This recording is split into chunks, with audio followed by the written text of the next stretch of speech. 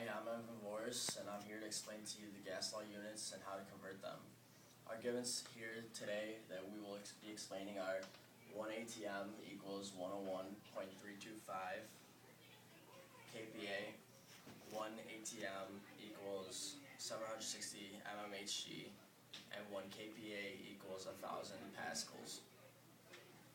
First problem, where we know that there is 105.2 kPa because it is our given, and we also know that there is 101.325 kPa in every 1 ATM. Since we have to cancel the units of kPa from the numerator to the denominator, so we use the constant of 101.325 and 101.325 kPa. And then after we divide 101.325 kPa of 105.2 kPa, and we end up with 1.04 ATM. And then in our second problem, our given is 0.9975 ATM, which is going to be the numerator, and it is always over 1, which is right here. And then we know that 1 ATM is equal to 760 mmHg. So then by knowing that, we can multiply them together and get our answer, which is 7,558.1 mmHg. And then in our third problem, we are converting the mass of CaCO3, which is 101.1 grams to moles of CaCO3 with 152 grams CaCO3.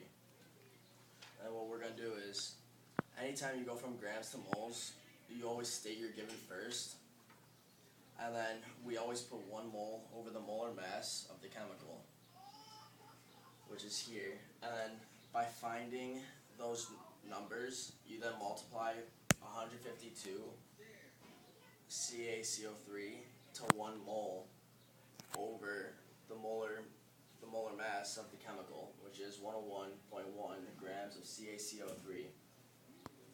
And then finally you get your answer, which is 1.52 moles of CaCO3.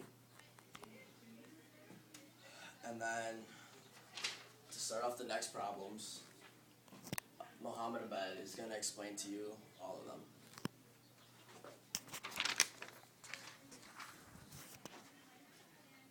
Okay, now for our fourth problem, we are going from millimeters of Hg to ATM. Our given is 752 mmHg, and we know that in 1 ATM there's always 760 millimeters of Hg. So by dividing those together, we'll come up with an answer of 0.99 HTM. See how we just divided them and got the answer?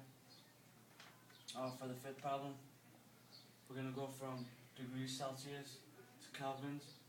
Whenever you go from degrees Celsius to kelvins, you're always going to add from the constant of kelvins, which is 273 kelvins, which is always, that's a constant. Now we have 100 degrees Celsius, which is the given, and by adding 273 kelvins to 100 degrees Celsius, we get 373 kelvins from converting to 100 degrees Celsius. For our sixth problem, it's pretty similar to degrees Celsius and kelvins, but it's flip-flopped the other way around. We kind of switched up the numbers.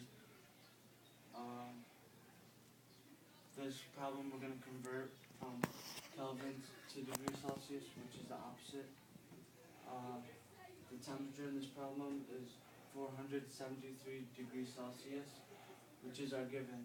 Whenever we have a given, we're always going to state it first, so we know that we have it, and then we're going to go from what we're going to do next.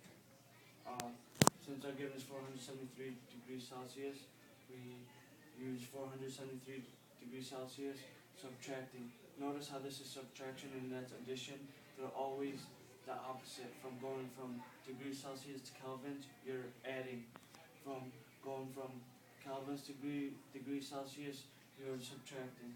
So 473 degrees Celsius, which is the given, subtracted by the constant of 273 degrees Celsius, subtraction by 273 Kelvins, we finally get an answer of 200 degrees Celsius, which is basically how you do all these problems. That's how you do ideal gas laws. For more information, let me and Evan Voris. Thank you, and have a good day.